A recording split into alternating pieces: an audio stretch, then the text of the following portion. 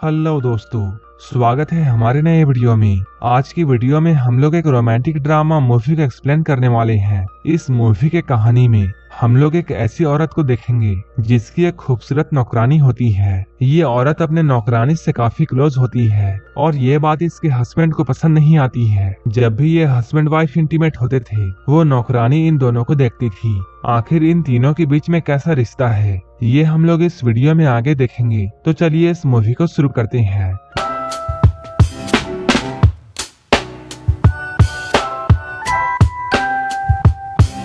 Movie के starting में हम लोग सोफिया को देखते हैं। सोफिया ईवा नाम की औरत के यहाँ एक नौकरानी का काम करती थी। वो ईवा की बेहद खास नौकरानी थी। ईवा जहाँ भी जाती, सोफिया भी उसके साथ जाती थी। कहने को तो ईवा सोफिया की नौकरानी थी, लेकिन दोनों के बीच में बहनों की तरह प्यार था। सोफिया ईवा के हर काम को किया करती थी। वो उसके खाने पीने से लेकर उसके नहाने तक का इंतजाम करती थी। सोफिया ईवा के इतने करीब थी कि ये बात ईवा के हस्बैंड जोस को पसंद नहीं आती है। कभी कभी जब ईवा और जोस नींद में होते थे, तब अचानक सोफिया उनके कमरे में आकर अपना काम करने लगती थी। इसलिए सोफिया को लेकर अक्सर ही ईवा और जोस के बीच में झगड़े होते थे।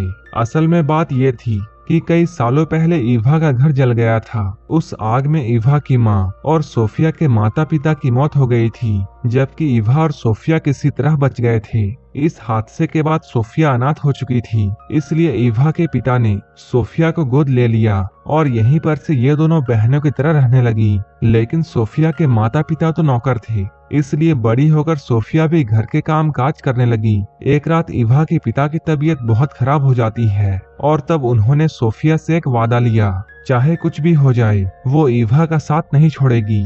एक दिन जब ईवा नहाने की तैयारी कर रही थी, तभी सोफिया खास तरह की जड़ी बूटियां लाती है और उसे पानी में डालकर ईवा को नहलाने लगती है। लेकिन जिस तरीके से वो ईवा को छू रही थी, ये देखकर जॉस को काफी बुरा लगता है। जॉस सोफिया से चिढ़ने लगा था, इसलिए वो सोफिया को अब बात बात पर डांटता है। इधर सोफिया अपने आप को खुश रखने की कोशिश करती। वो अपना ध्यान भटकाने के लिए तस्वीरों से भी बातें किया करती थी। ऐसे ही एक रात जब सोफिया अपने कमरे में जा रही थी, तभी उसे ईवा के कमरे से आवाजें सुनाई देती हैं। वो यहाँ पर रुक जाती है। इन आवाजों को सुनकर सोफिया ये समझ जाती है जोस ईवा के साथ में इंटीमेट हो रहा है। उन दोनों की आती हुई गर्म आवाजों को सुनकर सोफिया के अंदर भी तूफान मच जाता है। इसके बाद वो जल्दी से अपने कमरे में आती है और अपने सारे कपड़े उतारकर आईने में अपने आप को देखकर सेटिस्फाई करने में लग जाती है। अगली सुबह जब सोफिया बाजार में जाती है, तब यहाँ उसे स्टीव नाम का एक आदमी मिलता है। स्टीव सोफिया को अच्छा लगता था और वो हमेशा स्टीव से ही सब्जियां लेती थी। लेकिन वो जैसे ही स्टीव को देखती थी, वो काफी घबरा जाती थी। सोफिया जब बाजार से आती है, तब वो पूरे घर की साफ सफाई करती है और फिर खाना बनाने में लग जाती है, क्योंकि आज इनके घर में कुछ मेहमान आने वाले थे। अभी सोफिया घर के कामों को कर ही रही थी, तभी उसे ये बात मालूम चलती है कि जोस एक नई नौकरानी रखने वाला है। इस बात को सुनकर सोफिया काफी परेशान हो जाती है, क्योंकि वो ईवा से दूर नहीं जाना चाहती है। इसलिए वो अब और भी अच्छे से काम करने लग जाती है। जल्द ही घर में मेहमान आ जाते हैं। इनके मेहमान नॉर्मन और उसकी बीवी जेनिफर होते हैं। नॉर्मन को यहाँ देखकर सोफिया चौंक जाती है, क्योंकि एक समय ऐसा था जब नॉर्मन सोफिया से प्यार करता था और सोफिया भी नॉर्मन को पसंद करती थी। लेकिन ईवा ने उससे नॉर्मन को छीन लिया था। नॉर्मन के यहाँ आने से सोफिया घबरा जाती है और हड़बड़ी में गलतियां कर देती है, जिसे देखकर जॉस उस पर बहुत गुस्सा करता है और वो सबके सामने सोफिया को डांटता है।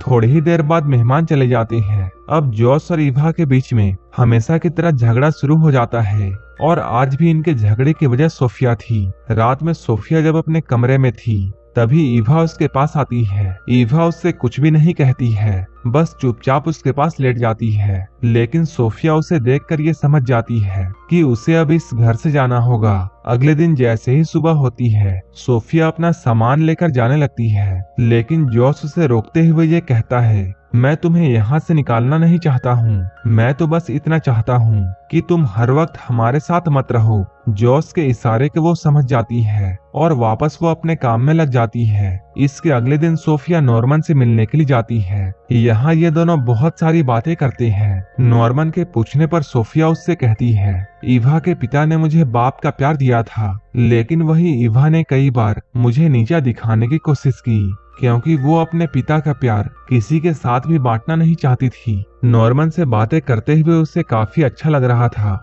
लेकिन तभी ईवा उसके पास आकर उसे अपने साथ चलने के लिए कहती है। ईवा उसे जॉस की स्टूडियो में लेकर जाती है। यहाँ पर उन्हें एक छुपा हुआ बच्चा मिलता है, जो कि जॉस की बनाई हुई मूर्तियों में छुपा हुआ था। असल में शादी के इतने सालों बाद भी ईवा अब तक मां नहीं बन पाई थी, इसलिए ईवा इस बच्चे को अपना बच्चा समझकर अपने साथ घर ले आती है। जब ईवा उस बच्चे को नहलाना चाहती थी, तब वो बच्चा काफी उछल कूद करता है। ईवा के बाद जब सोफिया उसे नहलाने का ट्राई करती है, तब वो आराम से उसके पास आता है। इसके बाद जॉस एक डॉक्टर को बुलाता है। बच्चे को अच्छी तरह चेक करने के बाद डॉक्टर इन लोगों को ये बताता है, ये बच्चा बिल्कुल ठीक है, लेकिन इसका शरीर कुछ ज्यादा ही फ्लेक्सिबल है। इधर ईवा उसके शैतानियों से परेशान हो चुकी थी, लेकिन जॉस और सोफिया उस बच्चे की काबिलियत पहचान गए थे। एक रात ये लोग उस बच्चे को लेकर एक मेले में जाते हैं। जब ये लोग मेला घूमकर घर में फिर से आते हैं, तब इन्हें दरवाजे पर एक जादूगर मिलता है। उस जादूगर के देखने से पहले ही वो बच्चा कहीं छिप जाता है।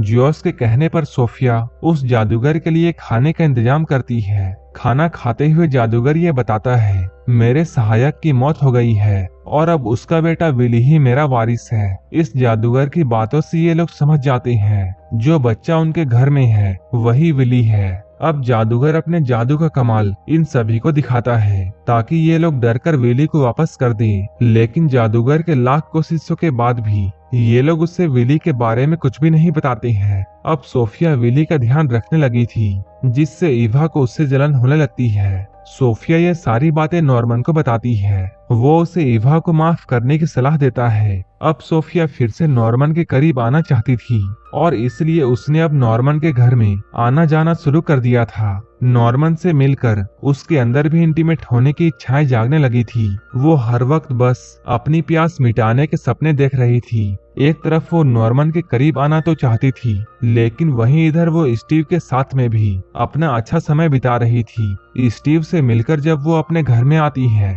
तब यहाँ पहुंचकर वो एक पुलिस वाले को देखती है। ये पुलिस वाला जॉस का दोस्त होता है। वो यहाँ जॉस से कहता है, जादूगर पर बैंक लूटने का आरोप है और पुलिस को इस बात का शक है कि इस काम में एक दुबले पतले बच्चे ने बैंक लूटने वालों की मदद की है और पुलिस को ऐसा लगता है कि वो बच्चा तुम्हारे घर में है, इसलिए पुलिस तुम्हारे घर में जांच के लिए आ रही है। ये सुनकर जॉस और सोफिया सोच में पड़ जाते हैं। अब ये लोग उस बच्चे को खिला पिलाकर मोटा करने की कोशिश में लग जाते हैं, ताकि कोई भी उसे पहचान ना पाए।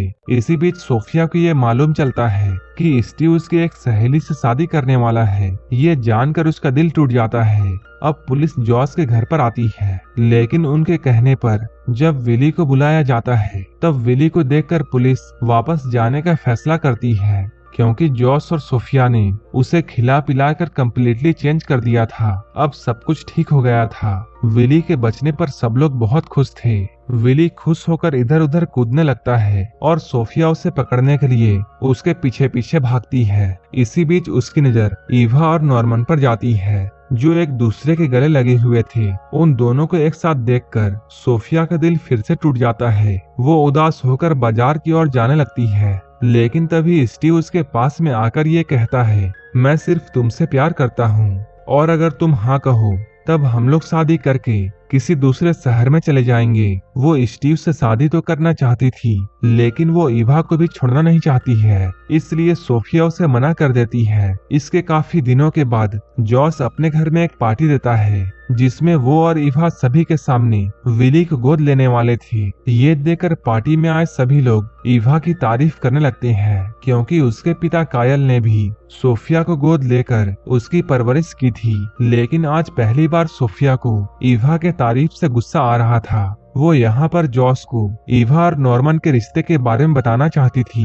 जैसे ही उसे ये मौका मिलता है वो सभी के सामने ये बात बोल देती है। वो जॉस से कहती है, जिस नॉर्मन को तुम अपना दोस्त कहते हो वो तुम्हारी वाइफ का आशिक है और वो दोनों आज भी इंटीमेट हुए थे। सोफिया की इन बातों को सुनकर नॉर्मन की वाइफ को अचानक दौरा पड़ जाता है। तभी सोफिया भागकर घर में आ जाती है। घर के अंदर आकर वो अपना सामान बांधने लगती है ताकि वो यहाँ से कहीं दूर जा सके। सोफिया को अब ऐसा लगने लगा था कि वो जिससे भी प्यार करती है ईवा उसे उससे छीन लेती है। तभी ईवा भी यहाँ पर पहुँच जाती है। ईवा काफी गुस्से में होती है। वो सोफिया से कहती है, मैं माँ बनने वाली हूँ। ये सब नॉर्मन के प्रार्थना की वजह से हुआ है और इसलिए मैंने खुश होकर उसे आज गले से लगाया था। ईवा की इन बातों को सुनकर सोफिया को ये एहसास होता है कि उससे बहुत बड़ी गलती हो गई है और ईवा ने कभी भी उससे नफरत नहीं की थी, बल्कि ये सब तो सिर्फ उसका वहम था। जल्द ही इन दोनों के बीच की गलत फहमियां दूर हो जाती हैं, लेकिन तभी उन्हें यह पता चलता है कि घर में आग लग गई है। सोफिया इसके लिए खुद को जिम्मेदार मानती है, लेकिन जल्द ही वो खुद को संभालते हुए अपनी और ईवा की जान बचाती है। आखिर में ईवा के कहने पर सोफिया स्टीव से शादी कर लेती है और अब दोनों अपने परिवार के साथ में खुशी खुशी रहने लगते हैं और यहीं पर ये